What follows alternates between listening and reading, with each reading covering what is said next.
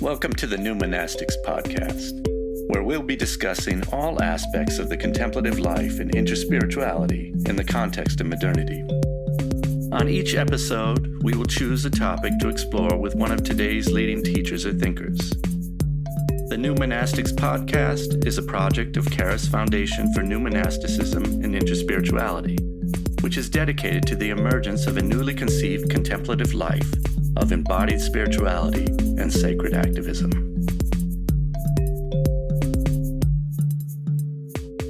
Welcome to the New Monastics podcast. I'm Nathaniel, the dialogue partner for our guests. And I'm Daniel, the host for the show. Today we're joined by Dr. Judith Simmer-Brown, Professor Emeritx of Religious Studies at Naropa University, where she's been on the faculty since 1978. She has practiced Tibetan Buddhism for almost 50 years and is a direct student of Chogyam Trungpa Rinpoche, Naropa's founder. She serves on the steering committee of the American Academy of Religion's Contemplative Studies Group and has published widely on Tibetan Buddhism, women in Buddhism, interreligious dialogue, and contemplative studies.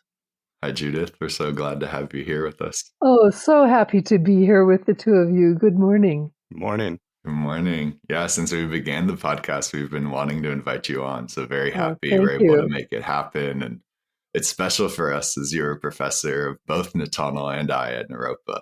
Oh, that's wonderful. Today, we're hoping to dialogue about dialogue itself, specifically interreligious or interspiritual dialogue. In previous episodes, Nathaniel has shared a bit about his own engagement with dialogue work, which this podcast is an extension of. So, Judith, to start us off, can you share a bit about how you became involved in interreligious dialogue and how you've been engaged with it through the years? Thanks so much. And it's a pleasure to be with both of you, Nathaniel and Daniel. I got into dialogue kicking and screaming, I would say. I was hired at Naropa. I started in January of 1978.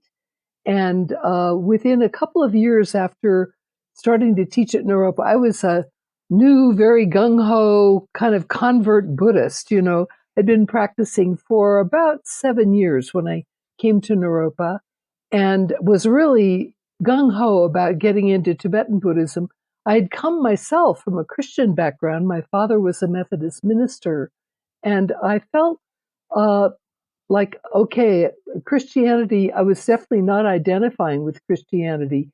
So when my teacher, Chogyam Trungpa Rinpoche, wanted me to get involved with Buddhist-Christian Dialogue, I was very reticent.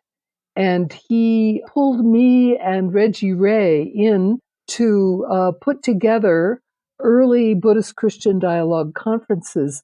And when I started doing this, it was like, I just want to focus on Buddhism. And we put on a series of conferences. I was the director of 8 conferences on Buddhist-Christian Dialogue, starting in 1981 and going to 1989.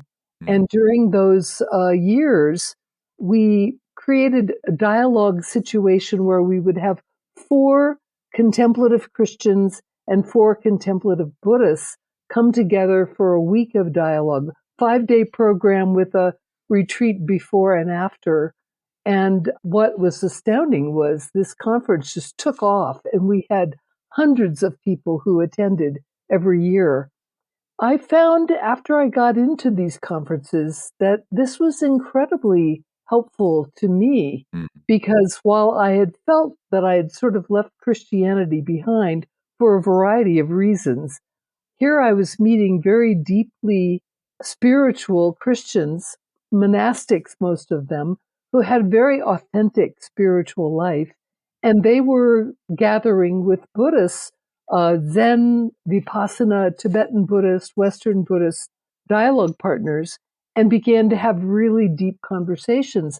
So I felt so honored, really, to be present for the conversations and then to be pulled into the conversations and to develop very deep spiritual friendships with the Christian contemplatives and the Buddhist contemplatives.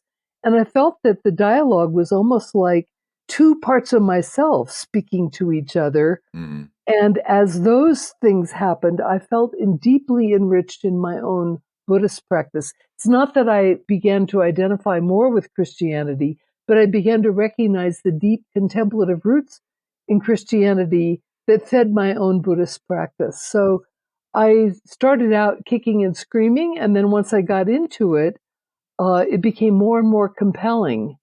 And as time went on, after the Naropa conferences ended, and as I became involved with Monastic Interreligious Dialogue, which is an international monastic group, and the Cobb Abe Theological Dialogue, several other dialogue groups that I was involved with for 20 to 25 years, I found that this became a very core part of my own spiritual journey and the sense of spiritual depth. That there was a sense that dialoguing with other Buddhists from other lineages and with Christians allowed me to ask more and more deep questions about my own path, my own practice, the places I needed to grow, places that I needed to develop more inquiry. So dialogue became fundamental in my own spiritual path and has continued so to the present day. Beautiful. We had Tessa Bilecki on at another episode, and so we were hearing about these Christian Buddhist dialogues from the Christian perspective. So very nice to hear it from your perspective as well. Yes, and Tessa and I became friends in those years, and it was such a wonderful thing to meet such a dynamic and vibrant Christian contemplative. And the other contemplatives on the Christian side were all men, so it was really refreshing to meet Mother Tessa. She still is vibrant in the same way. Indeed. You know, one thing you mentioned that I don't think I knew so much about was you said there was a retreat before and after the dialogues. And I don't think that comes up so much in the wonderful book, Speaking of Silence, which is an assemblage of some of the best material from these years of dialogue. Could you tell us a little bit about what the retreat before and after was like? The retreat before was for the faculty invited for the dialogue. So we went to Shambhala Mountain Center and spent 2 to 3 days together, just being together in conversation. The retreats that followed our conference were the individual faculty broke off and had their own retreats in local places. Brother David Stendelrost held retreats at the Benedictine monastery on the edge of Boulder in those days. And there were also Buddhist retreats at Shambhala Mountain Center for participants in the conference to go off and practice with the individual teachers. So they were two very different kind of retreats. The first was more creating greater bond of friendship and deeper connection before the conference actually began. And we did that each year. The first year we didn't, but we found it helped to create a real sense of rapport among the people involved in those conferences. And I think we treasured those times together as being off the stage and being able to really just have those kind of conversations together. And of course, they were historic. They were the kind of dialogues that were not happening in those days. When in those days, most dialogues were all about people trying to convert each other and taking sort of official stances and trying to persuade everybody that their religion was better than anyone else's. So these dialogues had a very intimate and personal quality, in part because of these retreats before. Yeah. Hearing that is going to change some of how I respond to questions about the Buddhist-Christian dialogues at Naropa and the Snowmass dialogues that happened afterwards, because I'm always characterizing the Buddhist-Christian dialogues as happening on the stage, and particularly powerful set of dialogues. But then I'm often saying, well, the great insight of Father Thomas was to take it off the stage and into a retreat setting, but actually he's probably responding to having been in the retreat setting and thinking, this is better. Exactly. And we all felt it was better, but Naropa at that time was needing to sort of make a name for itself and financially support the retreats. So the public dialogue created enormous magnetism. A lot of people learned about Naropa through those conferences. But I think all of us treasured this time together. Also, during the conferences, the faculty would dine together and spend time together after the public sessions.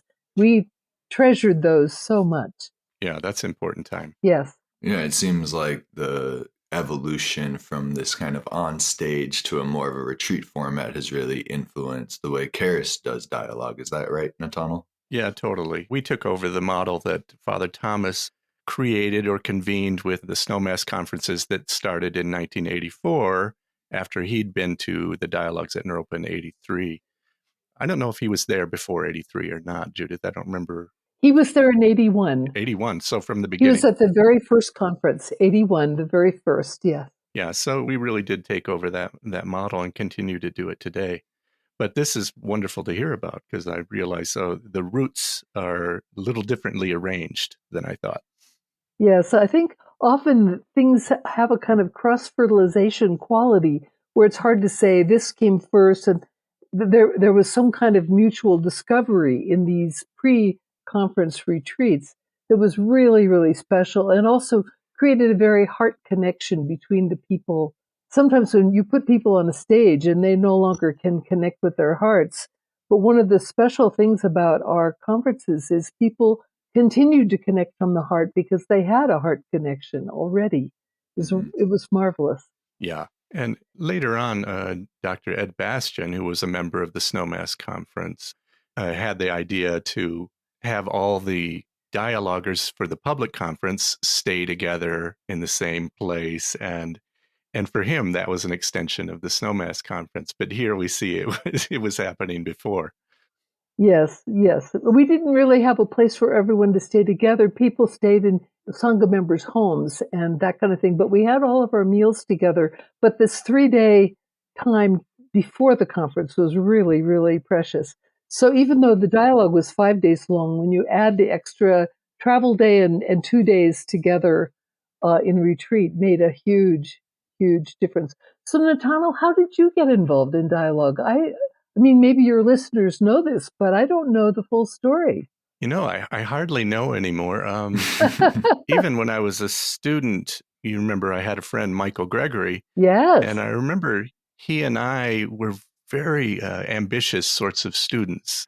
I remember we went and crashed a radio station interview with Robert Thurman so that we could get, recommendations from him. We were really pushing our own envelope. And I remember he and I went and became involved in a little dialogue that was happening at a Unitarian church. And that was probably the first one I was in, but I was just a student still. But being Reb Zalman's student, he was always involved in dialogue, one way or another. Yeah. And being kind of his attendant meant that I was always carrying the bags to those places and opening the doors, and he would pull me in. And so it was just kind of the air I breathed for a good 16 years when I was with him. And of course, I edited the book on the Snowmass Conference. That process started in 2004. And then more and more, I was pulled into actual dialogue. But most seriously in 2016, when we took over the Snowmass Dialogues with Father Thomas's permission and blessing. And from then on, it's just been a core part of my life. Such a beautiful thing. I've found with the different dialogue groups that I've been involved with is there's different styles of dialogue. I was for 20 years involved with a theological dialogue group that was all about theology. Prominent Christian theologians. It was a group of about 25 people.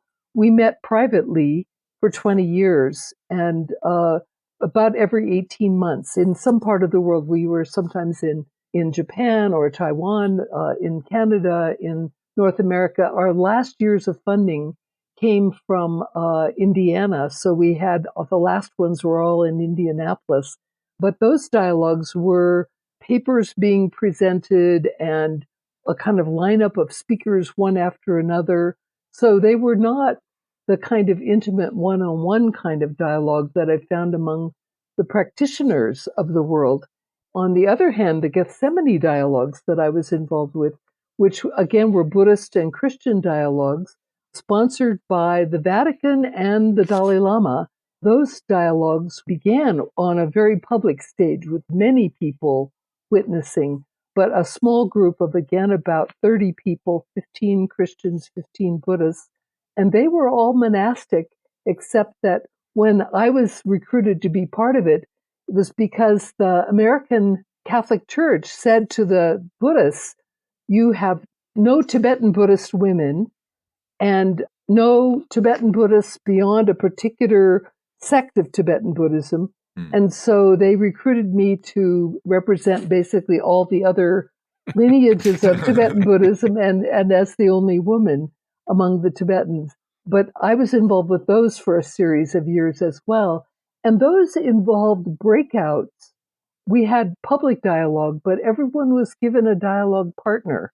And we were sent off to sit on the grounds of Gethsemane Monastery in Kentucky for one-on-one dialogue. And it was a beautiful thing to incorporate that kind of one-on-one dialogue situation in the large public dialogue. And my dialogue partner, who is a Benedictine brother from Chicago, Gregory Perrone is his name, we have continued to be intimate friends and dialogue partners in all the years since. So it's been over 30 years that we have been communing with each other. And he picked me to be his dialogue partner, pulled some strings, because he was a young Benedictine in an order that had almost all old men. And he wanted some kind of support from a Buddhist dialogue partner. So it's been a very important relationship in my life. I find that these group dialogues have a certain quality, even if they're in private.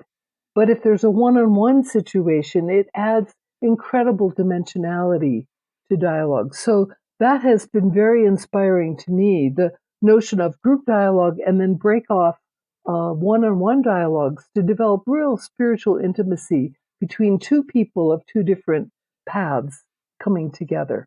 Yeah, and I'll just mention this before I turn it back to Daniel, who's got questions for us. But I think when people talk about dialogue, they think it's all one thing. And there are a lot of iterations. Like when I became a kind of spiritual leader, was, called a peer, among Sufis. And then more and more I got pulled into that situation where, well, now we want you on a stage with a Zen Roshi, and you two are going to talk about these things. And, it's a fairly artificial sort of situation, but you do it and a lot of good comes from it. And, and that's called dialogue. But for the most part, my experience of dialogue, and when I think about dialogue, I'm thinking about the intimate encounter where we actually take off those hats, those particular roles, and we meet as persons, usually in private, and really do think together. And so there are different iterations. You've mentioned the conference style. It's all dialogue.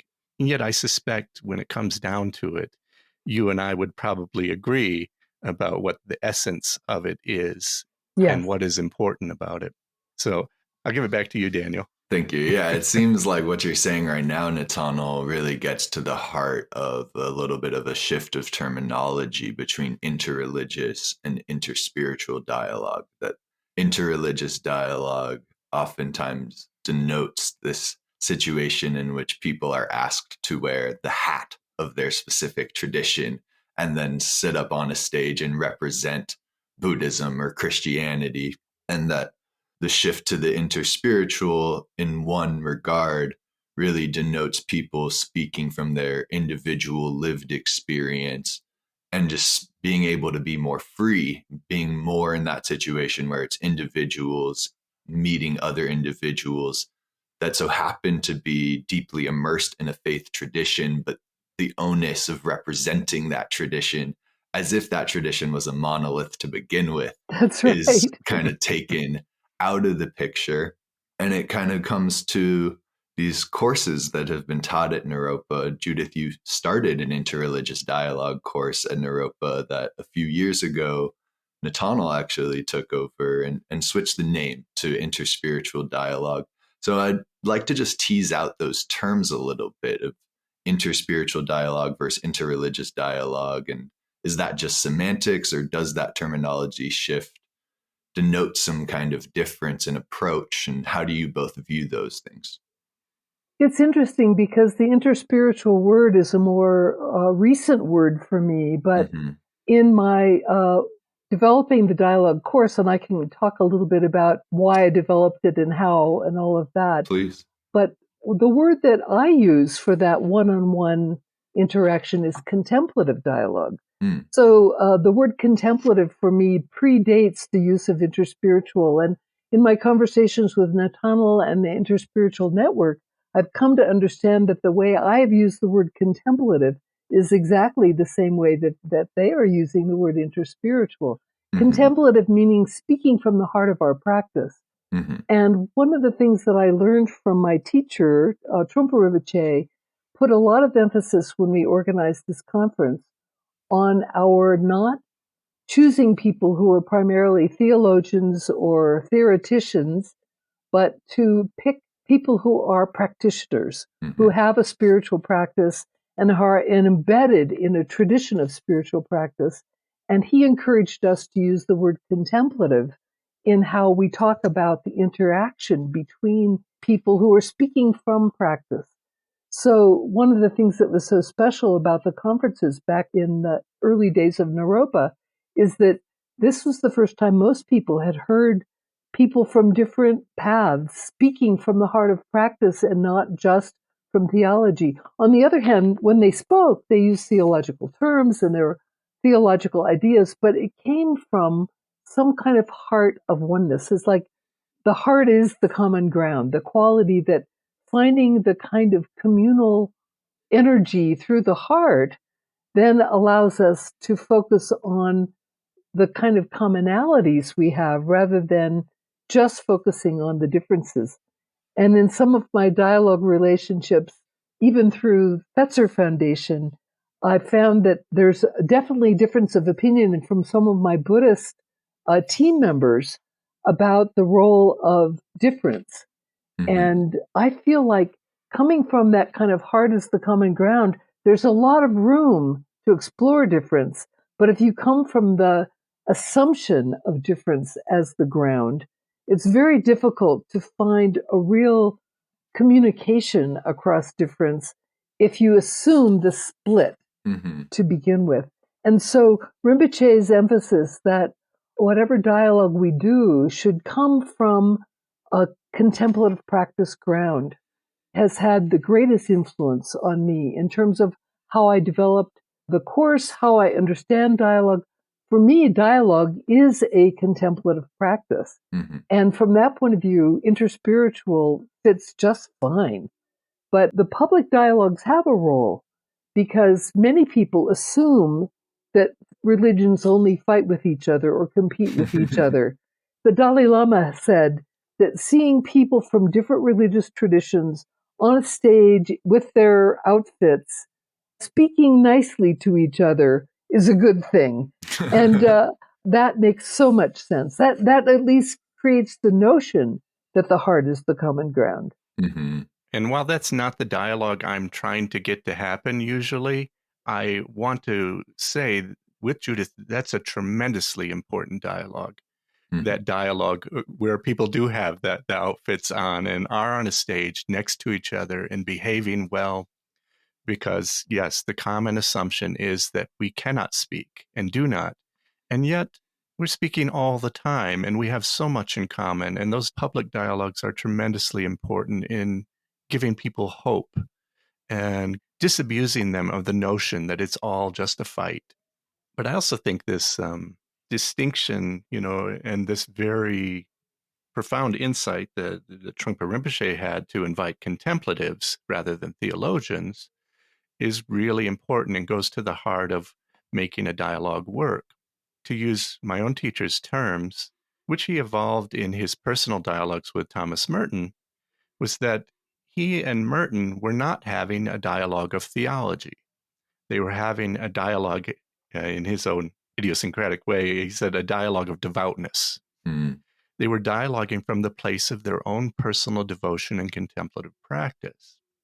And one of the reasons that's important is because when you do the dialogue of theology, you're starting with the answers. Mm. And when you start with the answers, you're at the end of the discourse.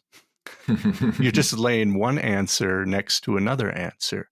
And so it's very important, and this is what contemplatives do especially well, is they start with questions. They're vulnerable about their own questions and exploration, and then we're exploring together, and that's actual dialogue. That's not discussion.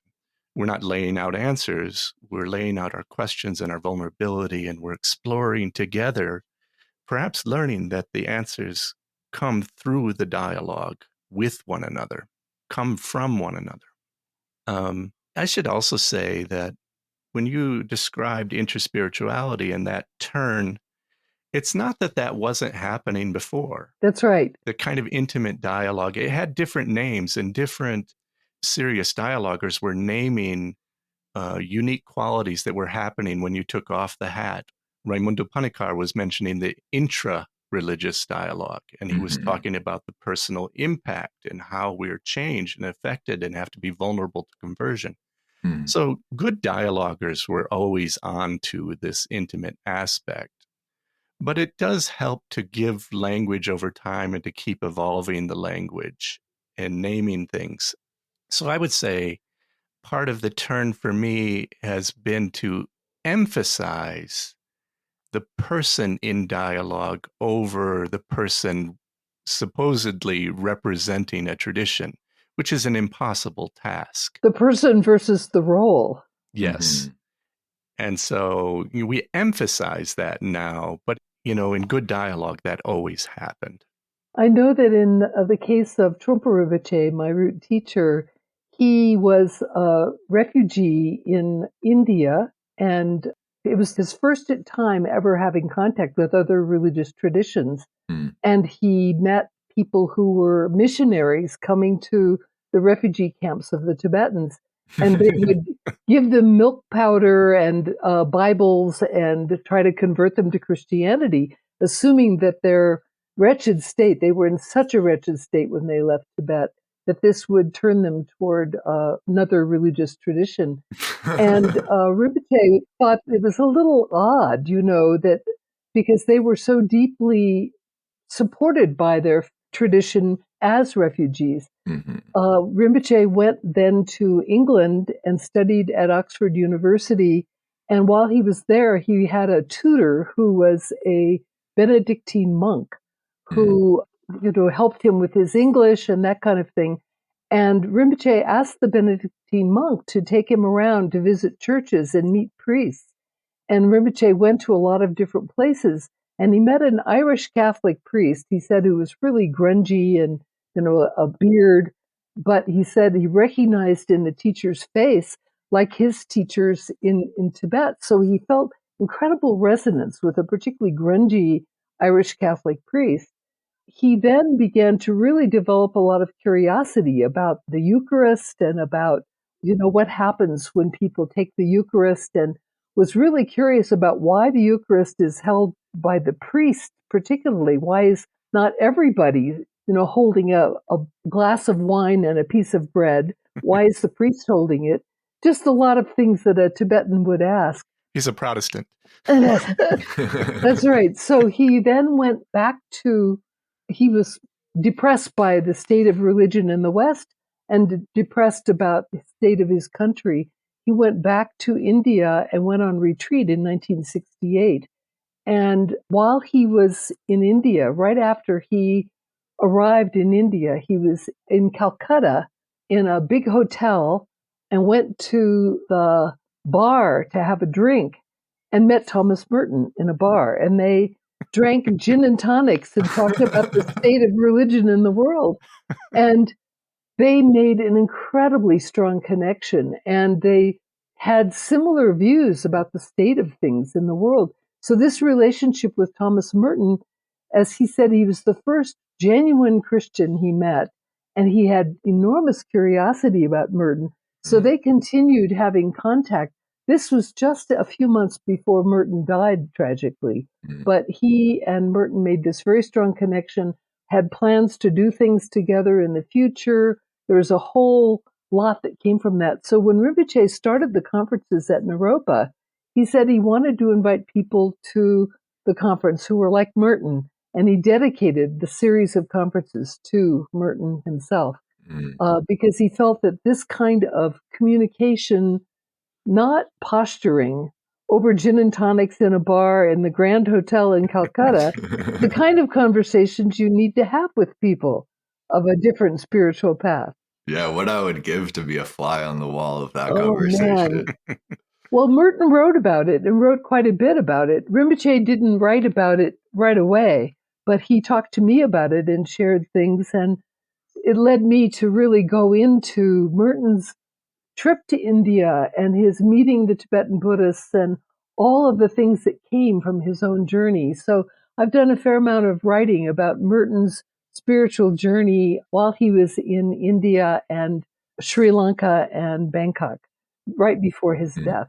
But this had a very big impact on Rinpoche. And the day Merton died, he gave a talk right before he went back to his room and was accidentally electrocuted. But in that talk, he talked about meeting Rinpoche and about how they both felt that when it came right down to it, everybody's on their own. They need to really continue to pursue things because the institutions weren't really doing their job promoting and supporting people on a spiritual journey. So they were in a very similar place about that. And your essay in that Festival of Faiths volume is really an amazing essay covering that relationship and the implications of it and how they would have understood one another.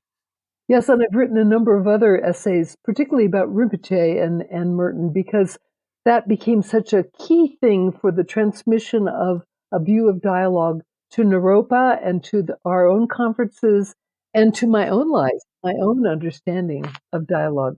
Mm-hmm. Yeah, beautiful. Judith, you're the reason I even know about Merton. You were my first introduction. I had a class with you. Right. I remember you in that class. That was wonderful. And we read one of the biographies of Merton and his own spiritual journey. It had so much vibrancy and so many students discovered this kind of genuine spiritual person embedded within the Trappist tradition. So, yes, I've been fascinated with Merton ever since I talked to Rinpoche about him and began to really look into Merton as a real catalyst for this kind of interspiritual movement. I assume that would have been your Modern Saints class. Yeah. Yes, the Modern Saints class. Ah. That's right. We looked at a number of other very lively saint people as well. So I'm wondering, Daniel, does that answer your question about interspiritual versus interreligious? The word interreligious dialogue came out of a movement where in the West, most dialogue was called interfaith dialogue. And interfaith was very biased toward the Abrahamic religions and toward faith-based. Right. And so as a response to that, back in the 60s and 70s, there developed an understanding of interreligious dialogue that was more inclusive, bringing in Asian religions, non-Abrahamic religions into the conversation, where the whole thing was not just about faith, but about the religions themselves. So it's an outmoded term, but it was a term that played a role. You could say the oldest term was interfaith dialogue. And then when in the early 80s, when I became very involved in the broader interreligious movement, interreligious began to be a more inclusive term. And then within that, I began to speak about the contemplative dialogue because of the influence of my teacher and his emphasis on this heart-to-heart quality that comes from people who are speaking from the heart of their practice and the realization of their own spiritual journey rather than from officialdom of spiritual or religious traditions. Yeah. I think we circled we circled the answer to the question. I don't know if we exactly landed it, but I think we talked around it enough that it answered it. And this conversation about the heart and the common ground of the heart, I'm just hearing you echo Wayne Teasdale, who coined the term interspiritual in his book, The Mystic Heart, which feels like that thesis is about the heart as the common ground and how to connect in that way.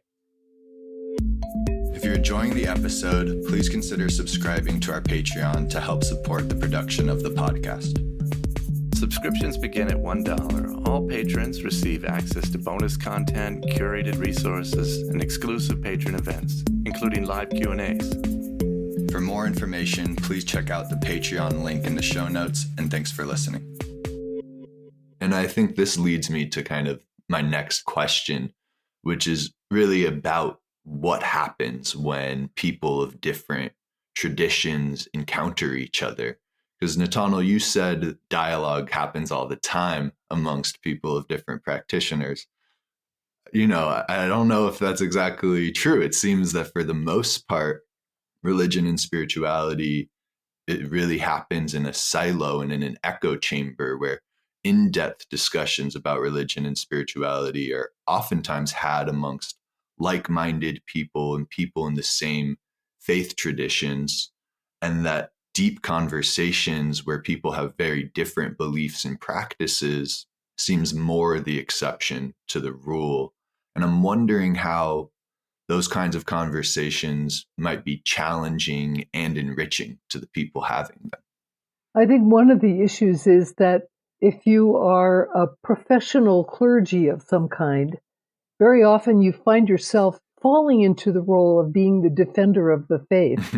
And just as Nathaniel was saying, when you become a defender of the faith, then you cling to theology where there's more answers than questions. Being the daughter of a minister and being in environments where the primary differences were between different Protestant denominations and the Catholic Church. I grew up in small towns where there weren't any non-Christians anywhere in town, but there was a fierce competition between the different Protestant churches. And one town I lived in had 3 Lutheran ministers.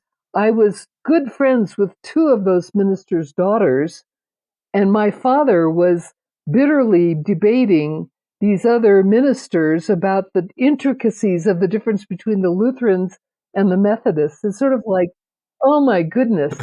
I feel like that tendency to feel that if you're a professional clergy person and you're working for a particular church or community, that you have to hold the ground because you might lose members or whatever. It becomes not a spiritual matter, but a business matter or political matter. And I think one of the dangers of people in their outfits, if they're on a stage, it's easy to fall into that. And I've been on lots and lots of stages like Nathaniel as an Acharya in Tibetan Buddhist tradition, and finding myself with people in their outfits feeling they have to sort of draw the line and speak persuasively, competitively with each other. It's a terrible trap to fall into. And it's understandable. It just sort of goes along with that kind of role playing, I suppose you would say. It's one of the reasons why getting off the stage into a more intimate environment, whether it's at a bar or a coffee shop. In my dialogue class, I encourage people to go to coffee shops and sit at a table with, in a neutral space. And also ask my students never to choose as their dialogue partner a professional clergy person and meet in their office, because they're going to play the role. You've got to get away from those folks who are very used to playing the role into a much more neutral ground and a space that invites conversing as equals, where then you can have a back and forth conversation. Yeah, and I think Judith's mentioning a number of structural things that are important here. Peer relationships in dialogue isn't tremendously important. Otherwise, you're talking from a power dynamic, and that's not going to work so well. Neutral space, but also this thing about, my Sufi initiatory name is Muinadeen. And Muinadeen means, deen is basically the word for religion in Arabic and Arabic. And so the name means shield of religion, basically, kind of like a defender of religion, which is in some ways an odd name for me, because I've been one of the more rebellious people I've ever known in terms of religion. I've got a fight in me about religion, and yet I love it, and I'm endlessly fascinated by it, and I'm within traditions and know their value for transformation in my life, in the lives of others. And yet, in the world, there's a common assumption that religion is just the problem. Yes. And so what does that make me but Muinadeen, a shield or defender of religion publicly, because I know its value.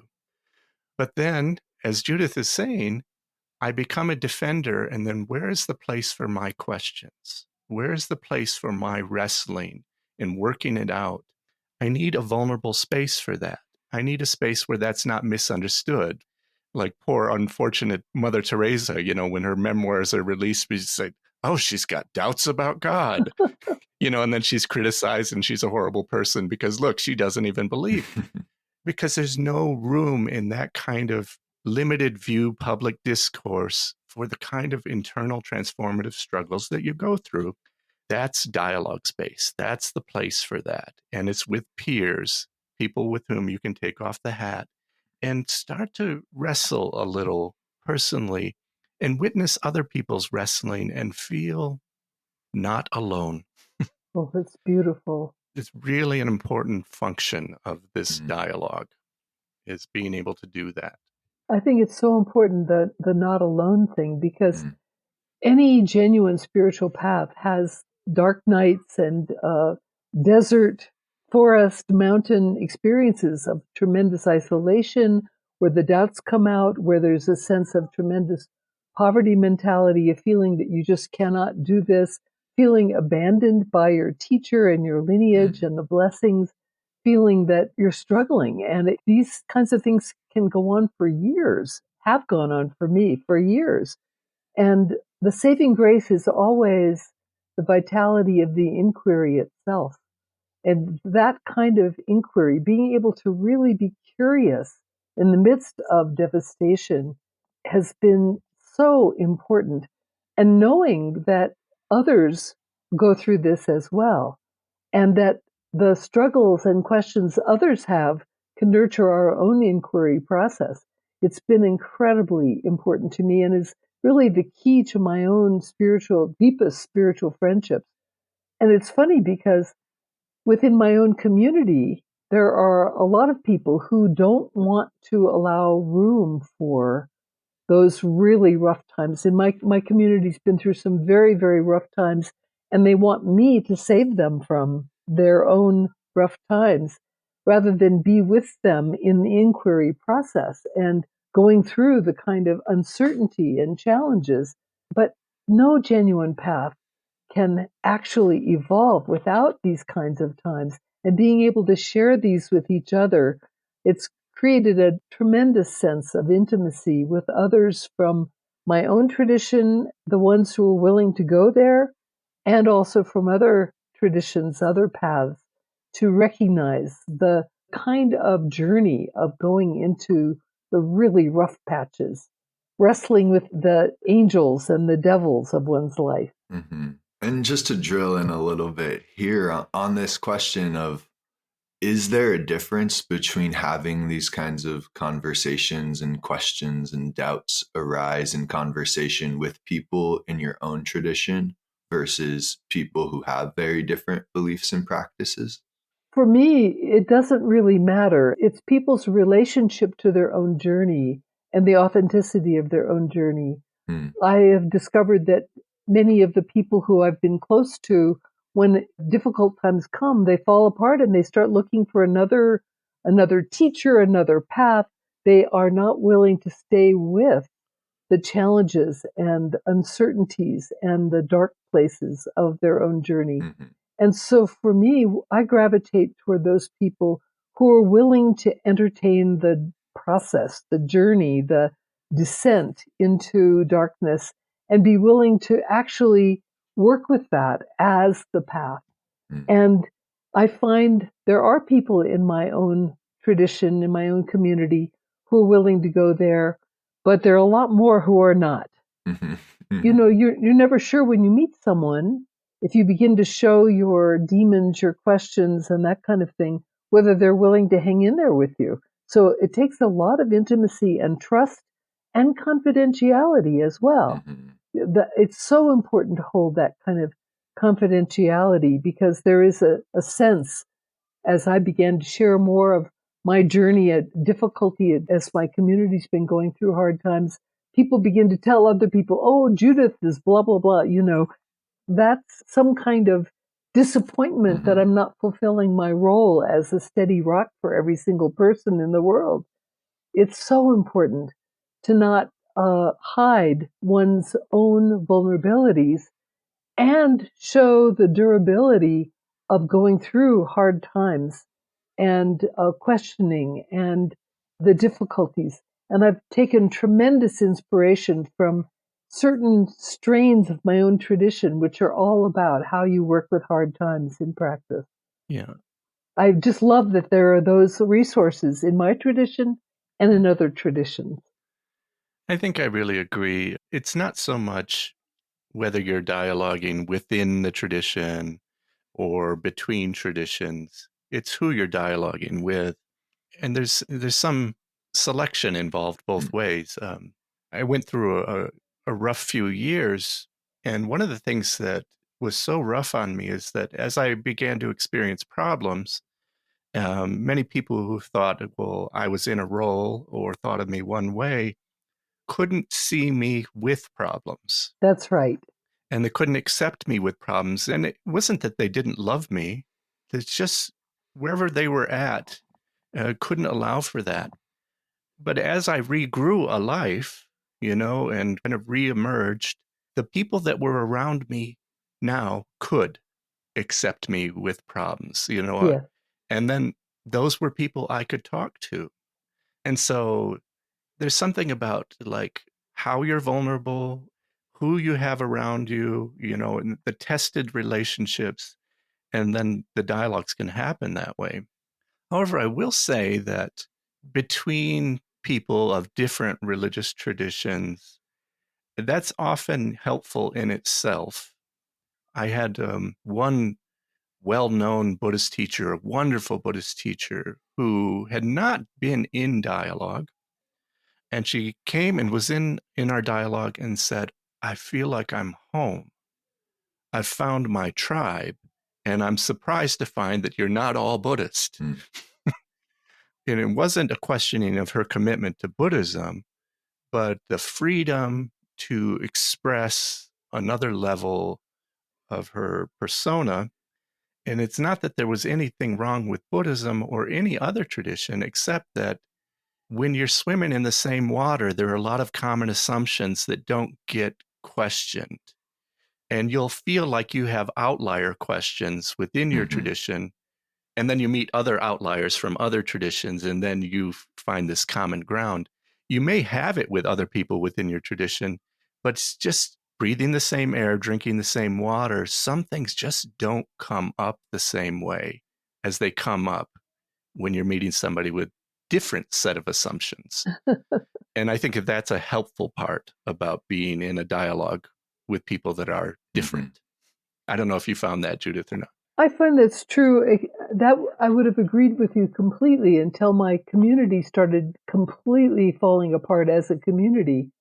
And I began to find more and more people in my community who were willing to go there because the status quo was so broken. It's like when you hit a kind of crisis or some kind of major trauma happens, it often can break things open so that you can get deeper and more authentic with people.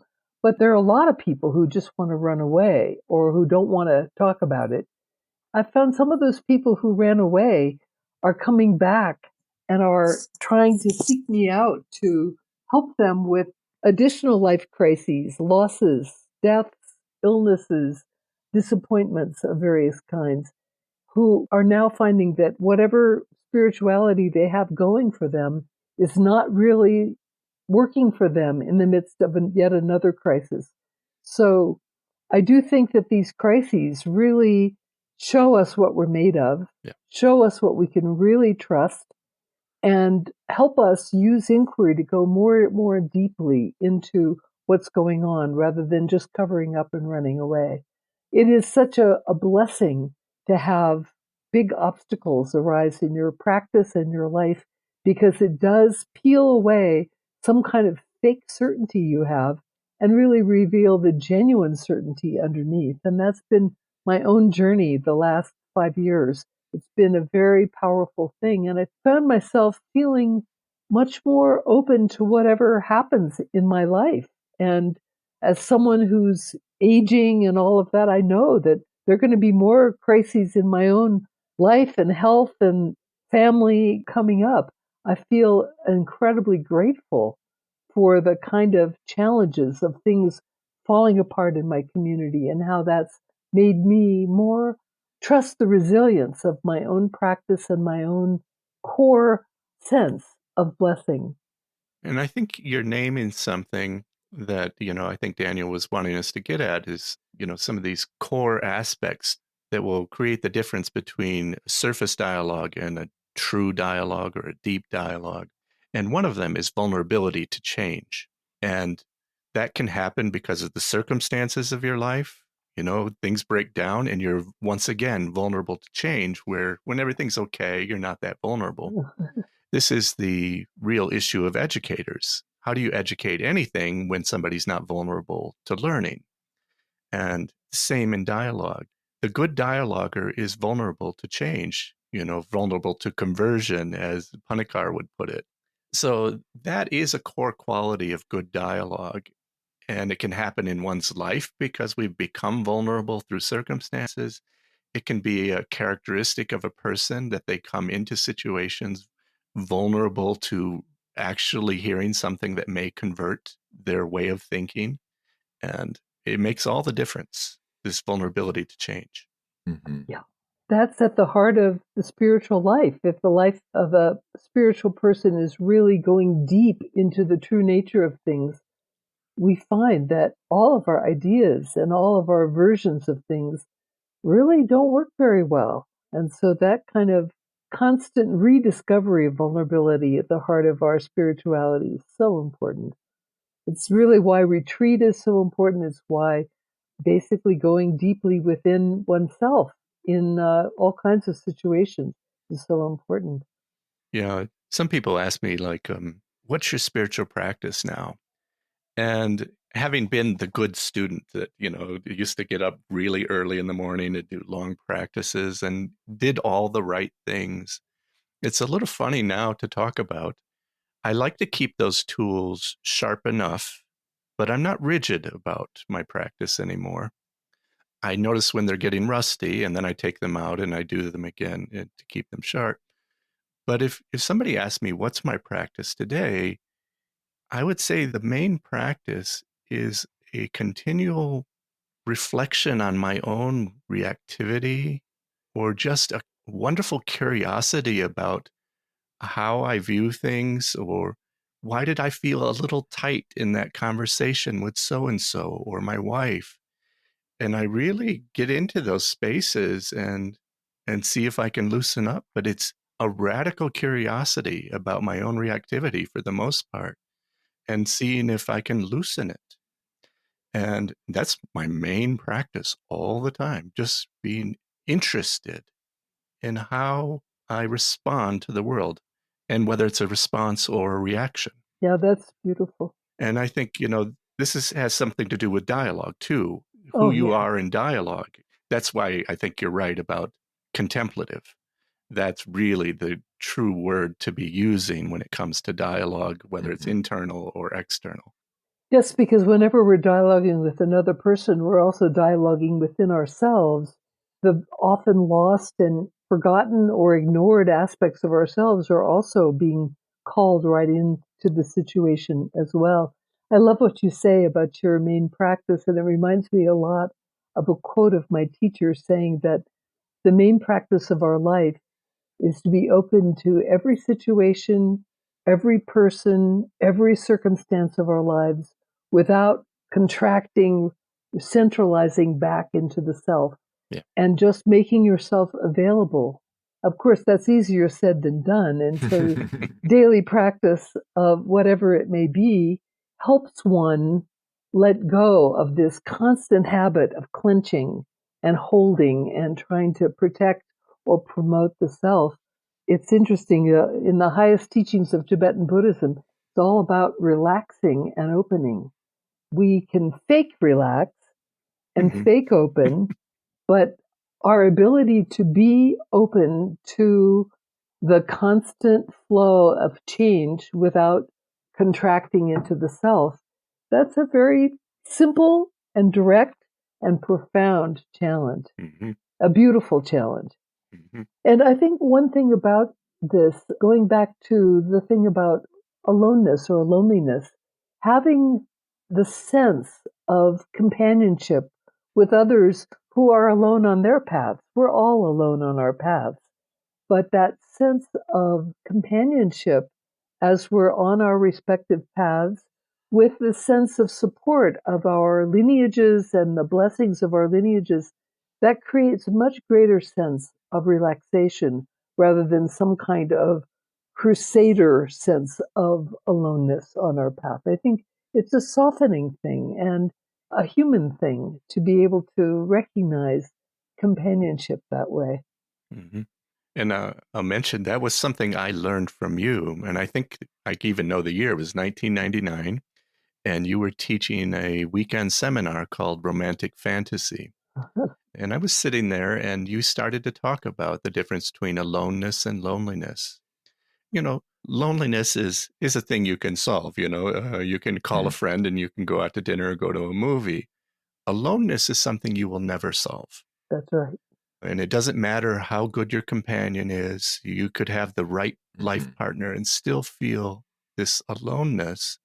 And you might make the wrong decision and question your relationship because it's core to a human being to be alone, precisely because we're so unique. There will be something that will always be separate and not met. It's a core part of our spiritual path to learn to deal with that primary aloneness. And it hit me so strongly when you were talking back in 1999. I've never forgotten it. It's a really important point. Well, that comes from my teacher who talked about this, and that our habit in relationship is to try to never feel alone. We try to fill our lives with activities and relationships and substances or whatever to not feel alone. But as he said, when you begin to practice meditation, that feeling of aloneness comes stronger and stronger. And he said, you feel lonely for your ego. I thought that was a great one. That's how he defined aloneness, that you feel lonely for your ego. And then when you begin to recognize that you're alone in all kinds of situations, then you begin to resonate with other people who also feel alone. And then your relationships have space in them because you're not demanding of the other person that they take away that feeling of loneliness that you have. You can be alone together. So he talked about the genuine relationships come from being able to be alone together. And I think that's such a beautiful image for friendship, for marriage, for dialogue partners, for all kinds of collegiality. If you try to fill your space with another person, you come across as very clingy and needy and you poison the relationship. If you can be alone together, there's something so potent about that. And it was one of the core teachings that I've gotten from Rinpoche that's helped me in all the relationships of my life. And speaking of relationships, it's occurring to me, you're the first person we've had on the podcast that was my teacher, and that I don't have many teachers left. So many of them have passed, and it's a wonderful honor to be dialoguing with you, all these years later. But I'd like to acknowledge to everybody that Judith was my teacher, and I learned a great deal. That is so sweet, Nitano. So it's a great honor to have you here. Yeah, thank you so much. I have to say that I don't think of you at all as having been my student. I did for a while, but as I've watched what you've done, I feel a complete peer with you in your life, in your work. I have such incredible gratitude and appreciation and respect for everything that you're doing. So it feels that you were once my student, but you are no longer. So That's kind. I'm delighted to be able to be in this kind of relationship with you. Thank you. Yeah, it was an interesting moment with Reb Zalman. As we got later in his life, he treated me more and more like a colleague. And I was not confused about what my role was, where I was in that relationship, but it was a wonderful gesture from him of, allowing me to grow up. Also, he had such love and appreciation of you and really saw you as someone carrying his work to another whole level. And so, of course, he saw you as a colleague and with the same kind of gratitude and respect that I feel as well. It's a wonderful thing that allows someone who's older like me to be able to relax and just open and not feel that there's something unfinished in my life. So that allows me to let go of the whole student teacher thing altogether. And maybe this is what lineage is really about, imparting the things that are essential and then feeling the confidence that they will go on. And I feel that, especially with the dialogue course, I really feel that's a kind of heritage course at Naropa that you created. And it's important to note that I don't really believe there was any such course in existence when you created it. There wasn't. Maybe some things, some attempts, but I don't think there was any skills-based approach to dialogue in any theological programs. And so it's really important thing to acknowledge. And then the way I approach it is, I do things my way, and I speak as I speak, but at least half to 2/3 of the course is still exactly what you designed. And I think that that's important, that's lineage too. It's like how these things developed, and let's not move away from them too quickly. Let's examine why they work structurally and keep doing them. And so I feel so much joy and a kind of good pride in preserving it in a good way and continuing it. Well, it's funny because I was involved with dialogue for a very long time, really decades before I was asked to develop a course at Naropa. They thought, you've been doing all this dialogue, maybe you could develop a course. And I looked at courses offered at many different universities in dialogue, and I looked at their syllabi, and it was all looking at what other people said to each other. And as if the student in a course is just an observer on what happened elsewhere at a different time. That's so contrary to the vision of Naropa curriculum. I looked and looked. I looked at so many schools, at theological seminaries and religious schools, Catholic schools and such, and began to recognize that, no, if we're going to have a Naropa course, it has to be skills-based. And we have to have the students take their seats as dialogue partners with each other and with people in the larger community. And so I just started out just trying to figure out how to do that and began to look at dialogue resource, skill training sources and that kind of thing.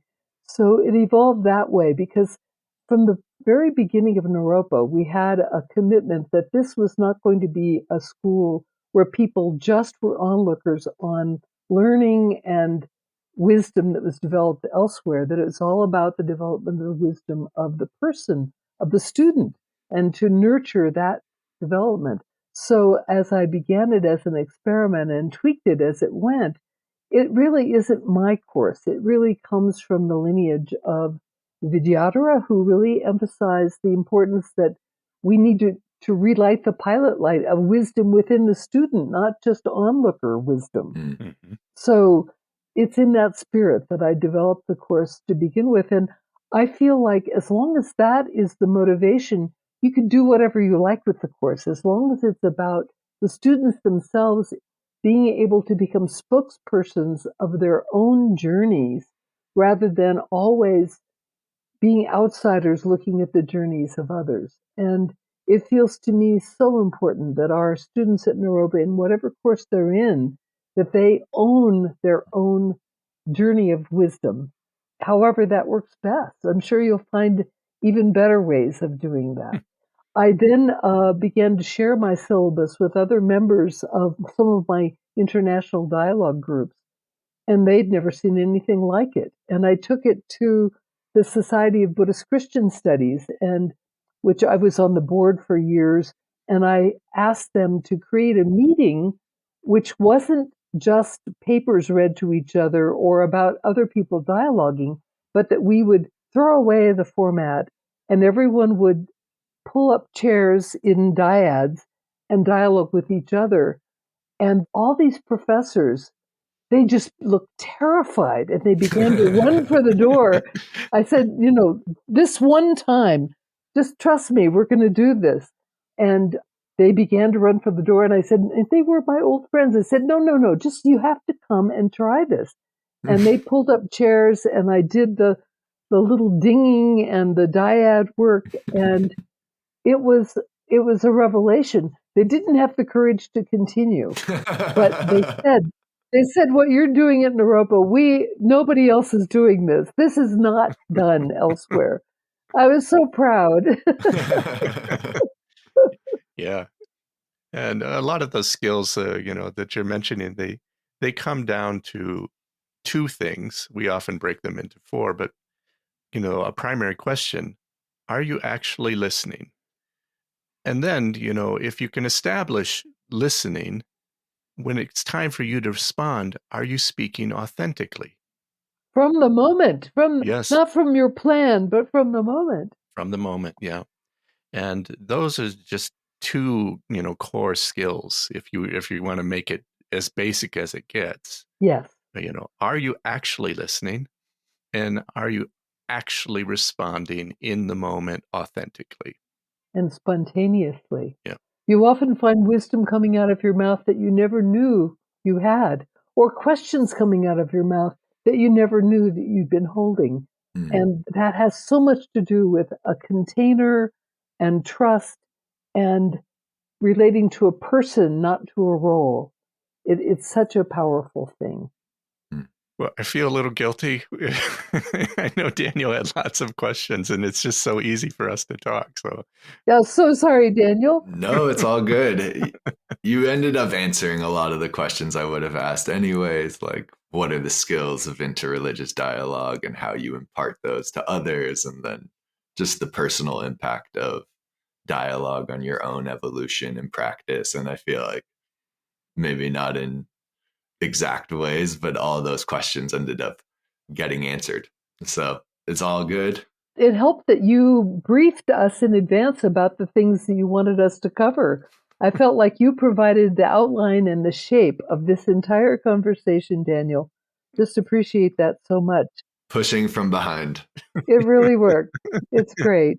Well, it's such a joy just to hear y'all speak about it, and I'm just immersed in it. And again, sitting with two of my teachers, it's a joy. I'm happy to sit back and let y'all give us the goods on it. Between the two of you, you have so much expertise that I think it all just came out in beautiful ways. And I'm sad to say that we are getting to the close of this. And so I guess in that vein, I'm happy if anybody has any closing thoughts they want to impart before we go.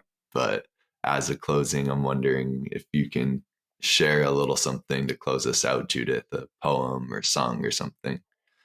I'd love to try a song. My voice is a little shaky because of recovering from a cold. So let me just sip a little water.